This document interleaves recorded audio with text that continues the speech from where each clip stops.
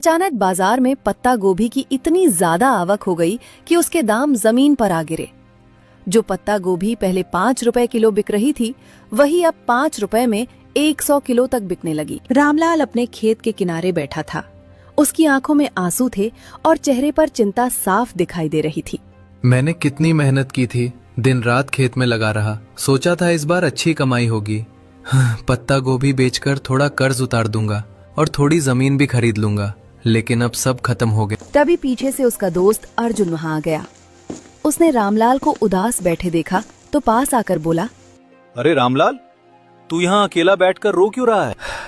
क्या बताऊं अर्जुन भाई, इस बार पत्ता गोभी के रेट इतने गिर गए कि लागत तक नहीं निकल रही। मंडी वाले इतने कम दाम बता रहे हैं कि सुनकर ही दिल टूट जाता है।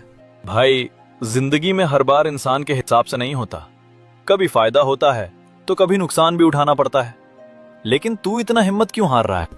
हिम्मत कैसे ना हारूं अर्जुन, घर में बच्चों की फीस भरनी है, बुरी माँ की दवाई लानी है, ऊपर से खाद और बीज का कर्ज अलग। एक बात बताऊं, गांव में सिर्फ तेरी पत्ता गोभी ही नहीं, आलू के रेट भी बहुत गिर चुके हैं। इसलिए गांव वालों के आलू कमल ने खरीद लिए। कमल ने? वो क्या करेगा इतने आलूओं का? अरे भाई, उसने गांव के चौराहे पर समोसे की दुकान खोल ली है। अब वही आलू समोसे में डालकर बेच रहा है। लोग भी खूब खरीद रहे हैं। कच्चा माल सस्ता मिला और कमाई दुगनी हो रही है। रामलाल ध्यान से उसकी बात सुनने लगा। मैं तो कहता हूँ तू भी अपनी पत्ता गोभी सीधे बेचने की जगह उसका कुछ बना। लोग आजकल खाने पीने की चीजें ज्यादा पसंद करते हैं। अगर दिमाग से काम लिया जाए ना, तो नुकसान भी फायदा बन सकता है। रामलाल सोच में पड़ गया। तभी अचानक उसके चेहरे पर हल्की मुस्कान आई। अरे, शहर में मोमोज कितने बिकते हैं और मोमोज में पत्ता गोभी भी पड़ती है। बस यही तो मैं समझाना चाहता था। हमारे गांव और आसपास के इलाकों में अभी तक किसी ने मोमोज का ठेला नहीं लगाया। लोग नई चीज खाने के लिए हमेशा तैयार रहते हैं। सुबह का समय था। गांव में हल्की हल्की ठंडी हवा चल रही थी। उसने जल्दी जल्दी आटा गूंथना शुरू किया। फिर एक टोकरी से ताजी पत्ता गोभी निकाली और उसे बारीक काटने लगा। पास में रखा चिकन भी उसने अच्छे से धोकर बारीक कूट लिया। फिर उसने मोमोज में भरावन भरना शुरू किया। वो बड़े ध्यान से एक एक मोमोज को गोल आकार दे रहा था। भाप उठते हुए बर्तन से खुशबू फैलने लगी थी।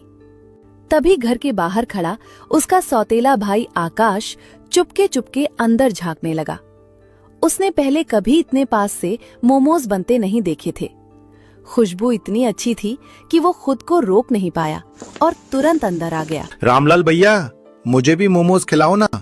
मैंने इसके बारे में बहुत सुना है। लोग शहर में इसे बड़े शौक से खाते हैं, लेकिन मैंने आज तक कभी चखा ही नहीं। रामलाल ने जैसे ही आकाश को देखा, उसका चेहरा थोड़ा सख्त हो गया। तो तू चुपके चुपके मुझे देख रहा था? नहीं भैया, मैं बस खुशबू सूंघ कर रुक गया था। चल भाग यहाँ से। अगर मोमोज खाने आना तो मेरे ठेले पर आकर खाना, और हाँ, 10 रुपए साथ लेकर आना। यहाँ मुफ्त में कुछ नहीं मिलेगा। ठीक है भैया। फिर वो धीरे धीरे घर के बाहर चला गया। कुछ ही देर में सारे मोमोज तैयार हो गए। रामलाल ने अपना छोटा सा ठेला सजाया गांव के चौराहे पर। जैसे ही उसने ठेला लगाया, गर्मा गर्म मोमोज की खुशबू दूर दूर तक फैलने लगी। लोग रुक रुक कर ठेले की तरफ देखने लगे। तभी गांव के 3 आदमी वहां आ पहुंचे। अरे रामलाल, ये तो बहुत अच्छा हुआ कि तुमने चिकन मोमोज का ठेला खोल लिया। इसके बारे में हमने सिर्फ शहर में सुना था। हमारे गांव में तो आज तक किसी ने मोमोज नहीं बेचे। सच कहूं, खुशबू इतनी जबरदस्त आ रही है कि भूख और तेज हो गई। चलो भाई, जल्दी से प्लेट लगाओ। आज गांव में भी शहर वाला स्वाद चखेंगे। बस अभी लगाता हूँ भाइयों। एक बार खा लिया ना, फिर बार बार याद करोगे। उसने तुरंत 3 प्लेट तैयार की, गर्मा गर्म मोमोज पर लाल चटनी डाली और प्लेट आगे बढ़ा दी। तीनों आदमी बड़े चाव से खाने लगे। जैसे ही पहला निवाला मुंह में गया, उनके चेहरे खिल उठे। अरे वाह रामलाल, ये तो बहुत स्वादिष्ट है। इतना नरम मोमोज मैंने तो शहर में भी नहीं खाया। और ये पत्ता गोभी की खुशबू, मजा ही आ गया। चिकन और पत्ता गोभी का मिश्रण तो कमाल है। हाँ भाइयों, मैंने इसे खास तरीके से बनाया है। ताजी पत्ता गोभी और मसालेदार चिकन दोनों मिलाकर स्वाद बढ़ाया है। धीरे धीरे पूरे गांव में रामलाल के मोमोज की चर्चा फैल गई। बच्चे, जवान और बूढ़े सब उसके ठेले पर आने लगे।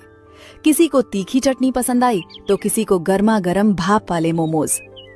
शाम होते होते रामलाल के सारे मोमोज बिक चुके थे। अब चौराहे पर हल्का अंधेरा छाने लगा था। रामलाल अपने ठेले के पास खड़ा पैसों की गिनती कर रहा था। उसके चेहरे पर अलग ही खुशी थी। आज तो कमाई बहुत अच्छी हुई। मैंने कभी सोचा भी नहीं था कि मेरी पत्ता गोभी मुझे इस तरह फायदा देगी। अगली सुबह रामलाल पहले से भी ज्यादा उत्साह के साथ उठ गया। रामलाल आंगन में बैठकर फिर से मोमोज बनाने लगा।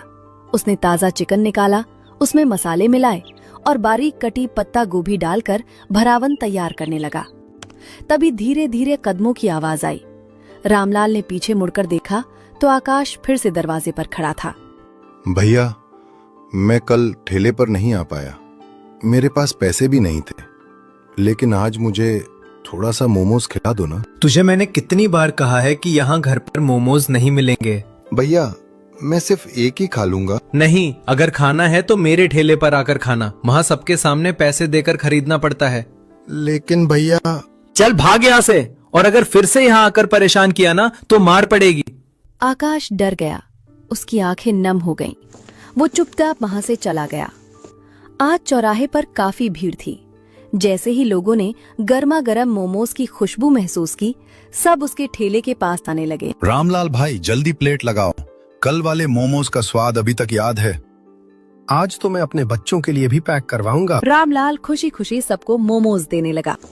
तभी गांव के बूढ़े काका वहां आ पहुंचे। उन्होंने ठेले के पास खड़े होकर कहा, अरे रामलाल बेटा, तेरे चिकन मोमोज की खुशबू तो बहुत अच्छी आती है, लेकिन हम लोग तो मांस नहीं खाते। तो काका, मैं आपके लिए क्या करूं? अरे बेटा, तू हमारे लिए भी वेज मोमोज बना दिया कर। गांव में बच्चे बूढ़े बहुत लोग ऐसे हैं जो सिर्फ सब्जियां खाते हैं। अगर तू वेज मोमोज बनाएगा ना तो तेरी दुकान पर और भी ज्यादा भीड़ लगेगी। ये सुनते ही रामलाल कुछ पल के लिए सोच में पड़ गया। फिर अचानक उसके चेहरे पर मुस्कान आ गई। अरे काका, आपने तो मुझे बहुत बड़ी आइडिया दे दिया। अरे बेटा, व्यापार में हर तरह के लोगों का ध्यान रखना पड़ता है। सही कहा आपने। अगर मैं वेज मोमोज भी बनाऊंगा तो गांव के ज्यादा लोग मेरे ठेले पर आएंगे। अगले दिन सुबह सुबह रामलाल ने बड़ी मेहनत से 2 अलग अलग बर्तन तैयार किए। एक तरफ गर्मा गर्म वेज मोमोज रखे थे और दूसरी तरफ मसालेदार चिकन मोमोज। उसने दोनों पर अलग अलग निशान भी लगा दिए ताकि कोई गलती न हो। आज कोई गड़बड़ नहीं होगी। जिसने वेज मांगे उसे वेज दूंगा और जिसने चिकन मांगे उसे चिकन। अब कोई शिकायत नहीं आएगी। इतना कहकर वो कुछ सामान लेने बाहर चला गया। तभी धीरे धीरे दरवाजा खुला और अंदर आया उसका चचेरा भाई आकाश। उसकी नजर सीधे मोमोज के बर्तनों पर गई। बहुत बेइज्जती कर दी रामलाल भैया ने मेरी। हर बार मुझे मोमोज खाने से मना कर देते हैं।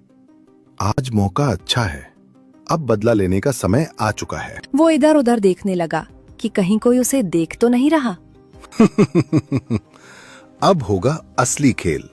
आज पूरे गांव के सामने रामलाल भैया की ऐसी बेइज्जती होगी कि जिंदगी भर याद रखेंगे। आकाश ने चालाकी से दोनों बर्तनों के ढक्कन बदले।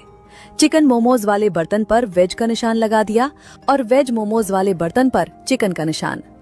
इतना कहकर वो वहां से चुपचाप निकल गया। गांव के बुजुर्ग काका सबसे पहले वहां पहुंचे। अरे बेटा रामलाल, आज तो बहुत भूख लगी है।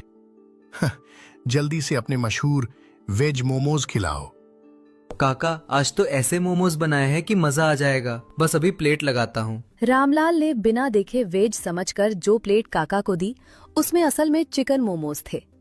काका ने पहला मोमोज मुंह में रखा, फिर अचानक उनका चेहरा गुस्से से लाल हो गया। अरे रामलाल, ये तूने क्या खिला दिया? ये तो चिकन है। नहीं काका, ऐसा कैसे हो सकता है? मैंने तो वेज मोमोज ही दिए हैं। अरे मुझे बेवकूफ समझ रखा है क्या? जिंदगी भर से वेज खा रहा हूँ, वेज और चिकन में फर्क नहीं पहचानूंगा। अरे ये क्या हो गया? रामलाल ने ऐसी गलती कैसे कर दी? धर्म भ्रष्ट करा दिया काका का। तभी वहाँ गांव का दबंग आदमी मुन्ना भाई आ गया। क्या तमाशा लगा रखा है यहाँ? देखो ना मुन्ना भाई, इस रामलाल ने मुझे वेज की जगह चिकन खिला दिया। क्या ये सच है? मुन्ना भाई, मेरी बात मानिए, मैंने जानबूझकर कुछ नहीं किया। अच्छा, अगर तू सच बोल रहा है तो अभी पता चल जाएगा। एक प्लेट मुझे भी दे, लेकिन ध्यान रहे, मुझे चिकन मोमोज चाहिए। रामलाल ने जल्दी से चिकन वाले बर्तन से प्लेट बनाकर दे दी। असल में उसमें वेज मोमोज थे। मुन्ना भाई आराम से मोमोज खाने लगे। भाई ये तो